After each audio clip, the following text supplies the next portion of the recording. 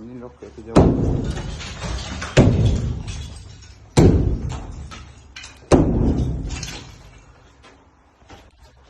Кто хочет подкачаться, накачать свои мускулы, не нужен фитнес платный, приходите бесплатно работать с кувалдой.